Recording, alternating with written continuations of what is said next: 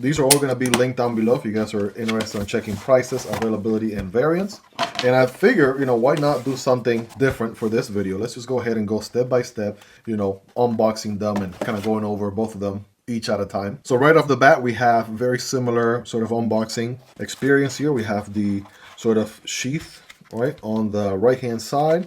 The sheath have a little bit of a sleeve here in the front for some bits. We're going to get into that here in a moment. And then we have, of course, the multi-tools, which they're very snug in there, let me tell you. Sir, excuse me, eviction notice, thank you. All right, so we got that one right there. Let's kind of hone in on this one real quick. We have the bit set right here. We have everything from star pattern. We have flat heads. We have hex pattern as well. No, not see any Phillips heads, so that's interesting. And again, this should be pretty much the same on the other side, right? Kind of apples to apples comparison. You guys be the judge there. Seems like that's the same sleeve. And then we're gonna go ahead and check inside here. So we do have on this one here, we have two different saw applications. They look very similar, perhaps one as a backup to the other one. They have different model numbers, T111C, T144D. Take a look. If you see any difference, let me know in the comments. They look pretty similar to me. I think maybe it's the teeth. Okay, I think that's what it is. So the teeth are a little bit more spread out on this one, and they alternate a little bit, like on the right, on the left, on the right, on the left, where this one is just very uniform, just the same cutout, and also finer teeth closer together on that one. So two different wood saw options there to insert. We'll see those in a moment, because that one has the ability to change the little saw inserts. And we also have some additional, and this is again a pretty cool thing to have, additional wire cutter inserts in hardware. So that's nice. Give them kudos for that. As well as a nice little T6, T8 Torx bit here, so you can, you know, use this on the go. Right, also included on this side pocket right there. Whereas on this other model, again, also has the same button buckle here. We have, well, let's take a look. It looks like we have some different implementations. We have a surgical blade. Two things here. We have a surgical blade application here, so you could insert a surgical blade holder, and this is a spare one. That's nice. And then we have a different style saw on this one, completely different. This one is not a label like as a model number, but it has a more typical saw you see on multi-tools for the most part, with the alternating teeth left and right, alternating rows, if you would. So one saw and one surgical blade, with a spare one to be exact, as well as the additional hardware and wire cutter bits and the T6, T8 little L-shaped tool as well. So far, some similarities and some differences as far as the accessories, what's included, right? As far as the actual carry pouch here, it's pretty standard. Both have this sort of plastic little clip in the back. So those two are pretty standard for Biburi with the branding here in the front, but you do get some slightly different tools depending on which route you go for. So it is now time to check out the multi-tools themselves. Checking out this first one here with the, again, gold accents, looking pretty good. Loving the sort of satin and gold little pop of color there. Nice little combo. And before we dive into any specific tools, checking out the other variant here. Again, this one's all sort of metallic finish, no color, more of a monochromatic approach. And it does have, again, the little circle pattern, little holes and whatnot, very similar to like a Leatherman 3P4. Both have the Biburi branding on the outside. And then I'm just going to go ahead and lay them down here, start kind of sort of breaking down each tool at a time. So we have a hole here for the blade. I got a blade on this one, and then same deal on the other one. Both are locking blades.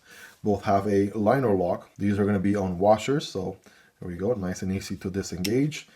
Obviously, you're not going to be flicking it out of its place here anytime soon, since it's not on ball bearings.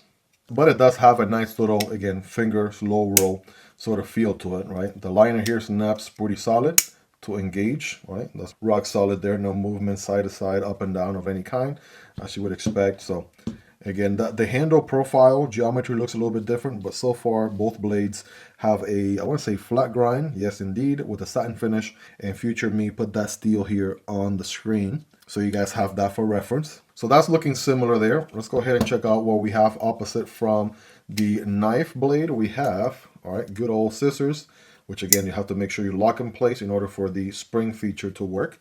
And those are pretty good size scissors, if you ask me, right? Checking them out here again, same deal. Make sure they lock so that you can actually use them. and they are pretty much right apples to apple. Again, same brand, same scissors, implementation. What I will say is they have the little bent portion here, so it makes it really nice and very easy to use, very comfortable. And again, it's also a liner lock, so you know those are not going anywhere until you got the job done, right? And you want to fold them away. As far as cutting paper, all right, that's pretty solid there, no issues. Cutting up some cardboard, right? Very nice, very easy to do. They don't have the micro teething, right? Like the micro teeth that some scissors have, but even so, they still cut pretty good. Very solid performance there. So how well do they cut? Let's go ahead and take a quick look here. All right, slicing through some paper. I mean, for what it is, right? Some multi-tools just give you some crappy blade to go along with your multi-tool. You might as well have a dedicated folding knife. I gotta tell you, these are actually pretty slicey, and we are getting, right, some good cuts there. You have also a pretty decent cutting path, so that helps. So it's safe to say you can cut paper. As far as cardboard, single wall, cutting diagonally here for better performance. Oh yeah, you can cut this cardboard all day, unless you run into some annoying Amazon tape. There we go. In which case, you can still cut it just fine. Switching over to the other one, again, same deal. Again, should be the same steel, right? These are very similar models with just some very slight variations, if anything. But there we go. Good performance. Definitely goes through the material there quite well. You guys rate them in the comments on a scale from 1 through 10. 10 being the sharpest, you all let me know. So now that we've done the show side, we're going to go ahead and turn them around 180. Starting here on the left, we have a slow rollout opening hole for a serrated blade with a flat grind here, as you can see. Sheep's foot geometry, right? Sort of. It's also a liner lock, FYI. So far, all the outside tools have been a liner lock. And then on the counterpart here, same deal, liner lock, sheep's foot, serrated blade.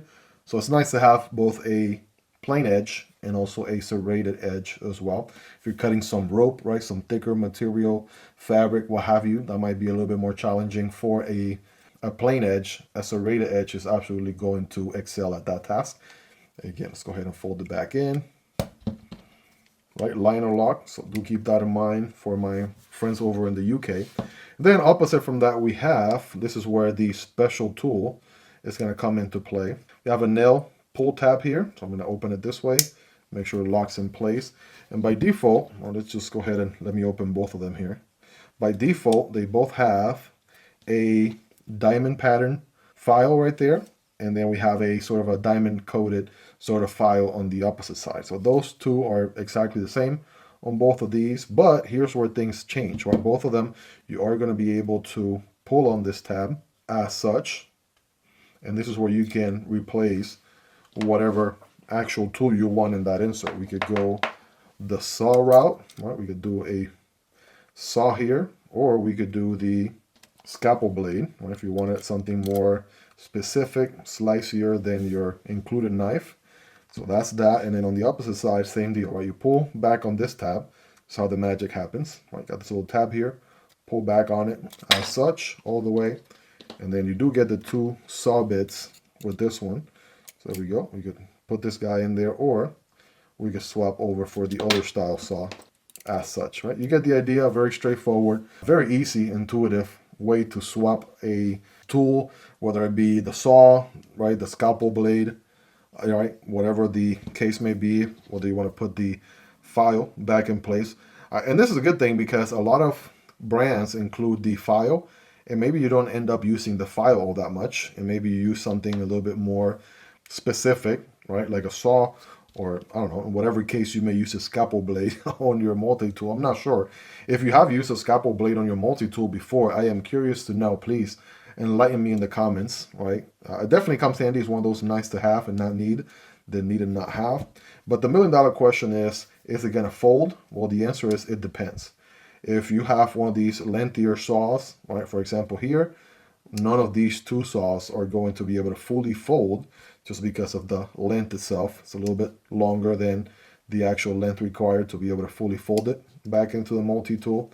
So that's something to keep in mind there, right? That will be a single time use only, and then you will probably swap back to the, right, the file, which can absolutely fold in completely. And then on this guy, it really depends, because say you kept the scalpel blade there, well, you can actually fold the scalpel blade in. Might be a little bit tricky though, right? In order to take it out, if you do decide to keep the scalpel blade on, it's going to be a little bit tricky, right? Because you don't have the little nail pull tab here as you would with the actual file. So keep that in mind. But I mean, you can make it happen, right? Kind of pick at it from here with my thumb. So this one can fold, whereas the other saw application is, drum roll please, going to be a little bit too long to be able to fully fold. So that is why it helps that you have a dedicated side pocket on each of the sheath, right, on the little sheath pouch, whatever you want to call it, to store these additional bits, because you won't be able to keep them permanent on the actual multi-tool itself. So that comes handy for sure. And just kind of go full circle here. I'm just going to go ahead and install the file back in place, because we can actually fold the file completely. Now, I had some feedback for Biburi on a previous video, right? They made the saw a little bit shorter. You could fold the saw in there completely. That would be nice, but it would also give you a shorter saw. So it would be more or less a trade-off, right? So when you work with the saw, the longer the saw, the more leverage you have, the less back and forth motion you have. Instead of just doing tiny little back and forth motions, you have more travel. So this comes handy for that application. The only downside is you won't be able to fully fold it. So it's a little bit of a necessary evil, I guess. I do see that point, right? That point of view and the benefits there. So that is something to keep in mind as far as that goes. And now for the moment of truth, ladies and gentlemen, let's go ahead and check out the pliers here, right? Shall we? There should be pretty much the same pliers, but we'll go ahead and get a closer look here. Both of them have the needle nose pliers, the regular pliers application. Both of them are going to have the wire cutters and strippers that are replaceable. We saw those earlier in the unboxing phase. You do have spare, right, little inserts here for the wire cutters, which is nice. And so as far as the pliers go, again, very hardcore, heavy duty plier heads there, and they have multiple different functions as you would expect. Once the pliers are open, we do have access now to some of the inside tools that we didn't have access to before. And I want to say, here we go. Before I get there, we do have a ruler on both of these, right? Nice and easy, convenient to measure inches and centimeters. Both of them have the same. And as you can see, right, the similarities continue, right? We have the bit driver on both of these. We got a little nail pull tab there, and these are locking bit drivers, by the way. Now, I was wondering about the Phillips head as far as what was included in the nice little sleeve here. So you notice there was everything but a Phillips head, and that's because the Phillips head is already, right, apparently already installed. We have a PH2 and a PH1, so a little bit of a finer Phillips head, a little bit of a thicker Phillips head. All right, same deal over on this guy. And I do like about these bits that they have the little detent ball right there, because it holds them in place where they're not going to go out flying or falling off on you. So that's good quality for sure. And the good news is that all of them actually included. Right, I'm just going to take out a few here. And as you can see, they all have the little detent ball, right, that holds them in place. Just, again, nice and easy to pull out, right, and easy to place them back in. They're really snug in there, but it's nice and easy, convenient to have a little sleeve with multiple different options, bits you can use, right, depending on the job you're getting done. So very straightforward application. Again, very nice and easy to fold the pliers. And then now you can do your screw driving here. Nice and easy with the handle folded this way as compared to still keeping the pliers out like that. And again, these are locking, by the way, so they're not going anywhere. This is where this little lock icon and this little push section here allows you to unlock the bit driver. And we can go ahead and unlock here as such. There we go, nice and easy. Opposite from there, we have a couple of other options. And this is going to be on the ruler side. So let me just go ahead and do the same thing on this one. Tab here with the unlock icon. Fold this one in and then just take a look at the opposite end.